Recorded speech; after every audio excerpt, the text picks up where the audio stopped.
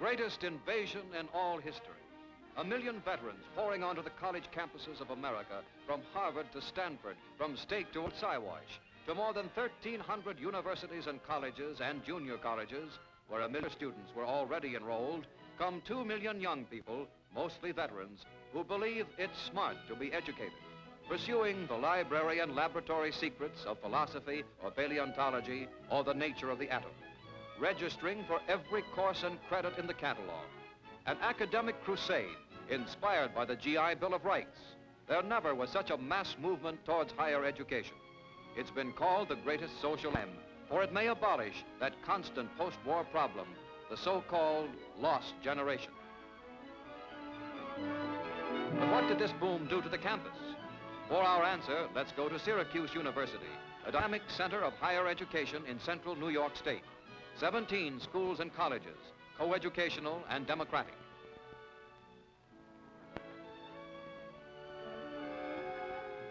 Imposing buildings whose Victorian and Methodist towers look down on squat, ugly utilitarian shacks, half garrison, half mining camp, built in a style of architecture classically described as Boomtown Byzantine, a campus built for 6,000 students, swarming with more than twice that many, and with every indication of more to come next year and next, perhaps 15,000 by 1950. But this is not the country club college of the 20s with its pipe courses and its raccoon coats. This is education the hard way, and they don't give extra credits because the campus has holes in it.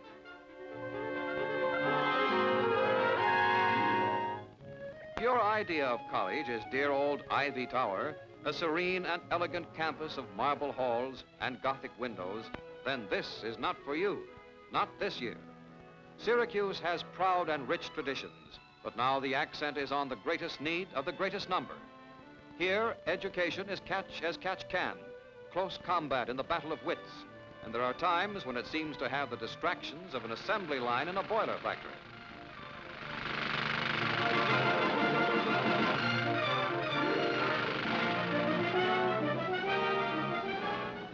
This is the big parade oration. Here are the leaders of tomorrow on their way to leadership. Not boys and girls, but young adults with a goal in view and the will and character to reach it despite obstacles. When they came knocking at the gates, the university bade them welcome, as many as could be accommodated. Classes were big, crowded, and it was feared the quality of work would suffer. But soon it was discovered the quality of work was rising to new all-time highs, with the veterans leading the way.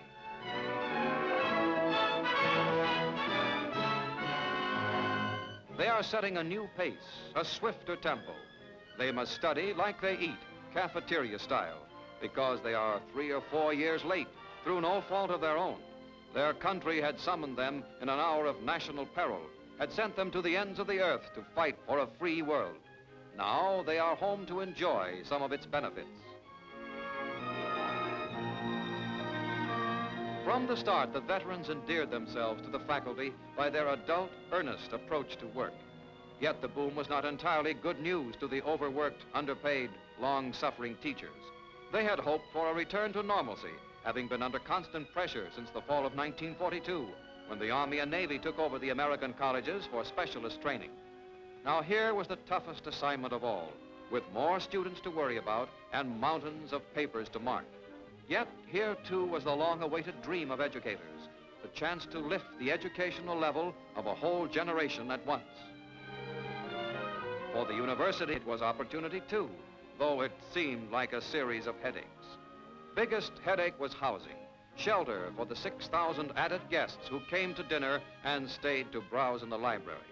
At Syracuse, Chancellor William P. Tully and his planners knew the situation called for bold, aggressive action. The government had housing, acres of it, no longer needed. Haul it in, set it up in this broad valley.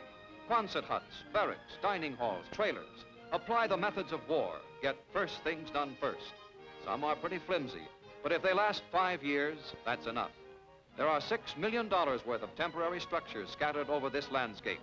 $2 billion worth on all of America's campuses. The effect isn't pretty, but this is a boom.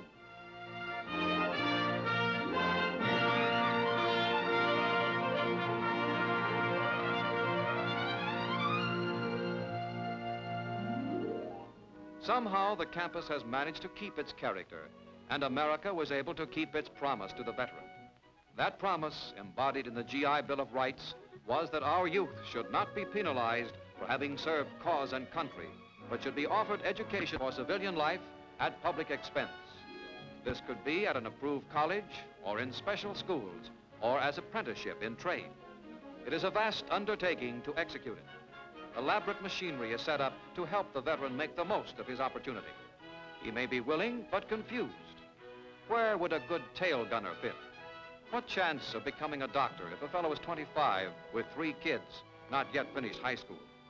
If he needs advice, skilled counselors are assigned to compile his assets and focus his interests.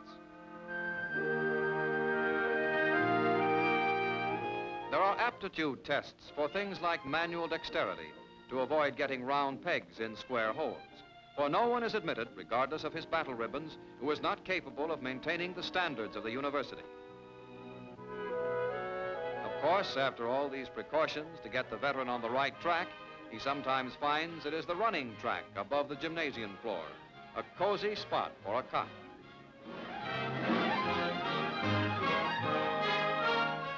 Or he might be assigned to one deck of a double-decker in a loft, as good a place as any to learn that the pen is mightier than a submachine gun. It's the sort of place the GI had to get used to many times in service. With study space at a premium, work goes on in the barracks. Attention!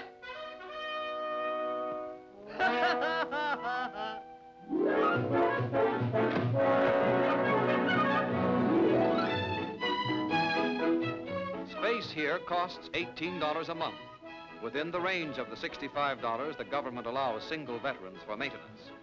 Oh, it isn't college life the way Uncle George pictured it. This looks more like the Army, but there's a difference. There's no compulsion, no bugle, no sergeant. A fellow washes his shirt only because he prefers to have it clean. He shaves or lets his beard grow as he pleases. In short, he may behave here like a high-spirited, light-hearted, and personable young gentleman in pursuit of knowledge, or if he chooses, as if he were brought up in a barn.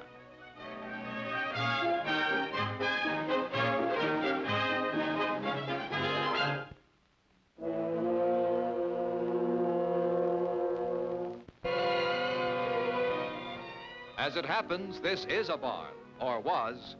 All kinds of buildings were sworn in as temporary dormitories, hospitals, houseboats, factories, many of them miles from the classrooms, accessible only by special bus. But arrived at the campus, a magical transformation occurs. The discomforts of barracks life fade.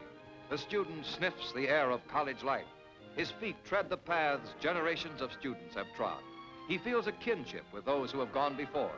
He finds it exciting to discover that 23 centuries ago, a scholar named Thucydides was pondering the same tangle of politics and economics that haunts us today.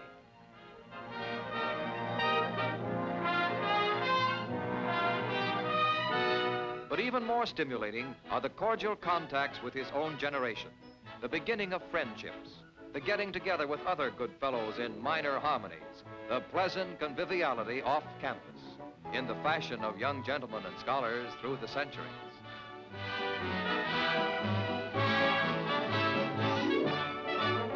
For the game with Colgate, campus festivity sweeps to a high point with traditional mummery and merrymaking. What could be more important than to promenade to the big game, a lively girl on your arm?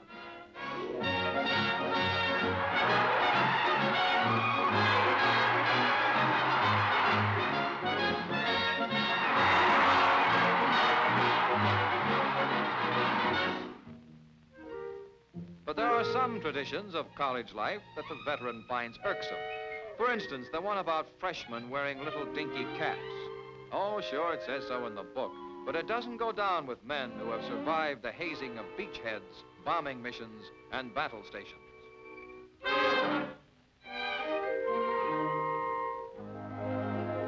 Yes, the old rule books hardly seem to fit the million men who went to college at war's end.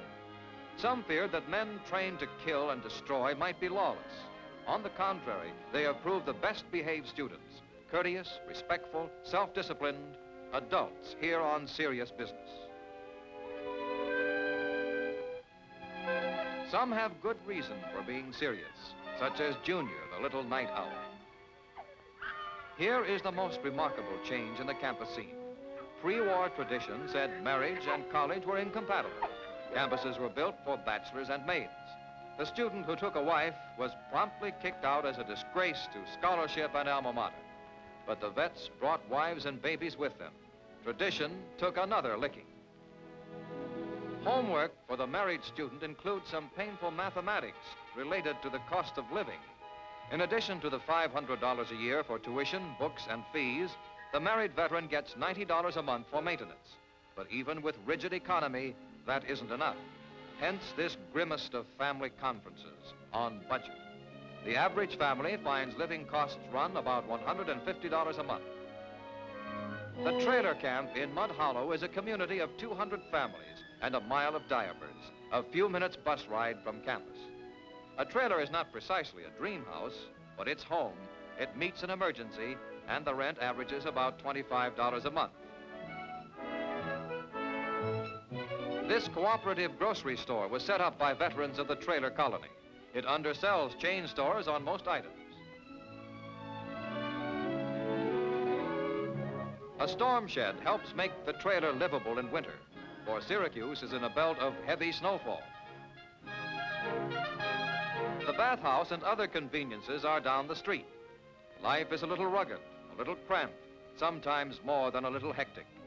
For the wife who stays home while her husband studies for his diploma and a job, this is a means to an end, a temporary pattern of living. For the husband, this is the experience of life educators insist is essential background for a liberal education. To prove them right, married students rank above the bachelors, and those with children get the top grades.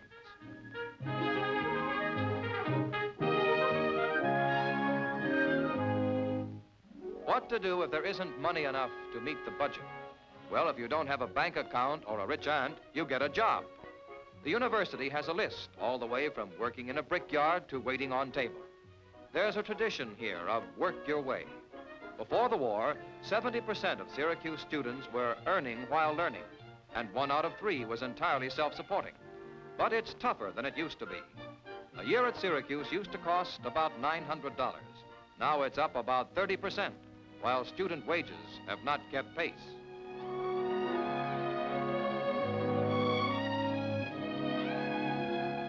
Of course, if you're an independent businessman, a hot dog impresario, it's a cinch. Here's a cauldron of campus activities, the old castle, which houses the daily paper, the Orange. Editor and business manager are veterans, and this is typical.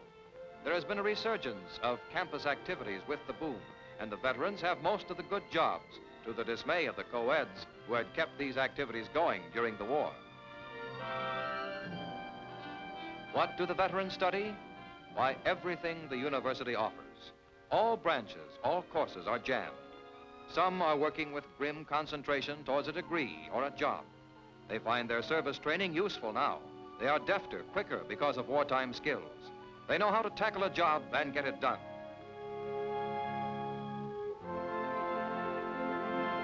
But some have a broader purpose.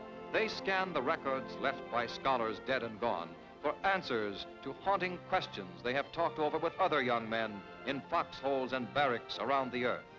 They have a lively interest in history, perhaps because some of them have been helping to make history. They have a deep curiosity about the world and the way it wags and what mankind has made of it. They would like to do the job a little better tomorrow.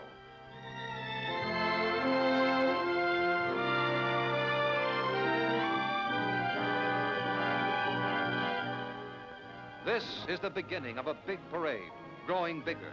There never was anything like it anywhere in all history, but it may have only started.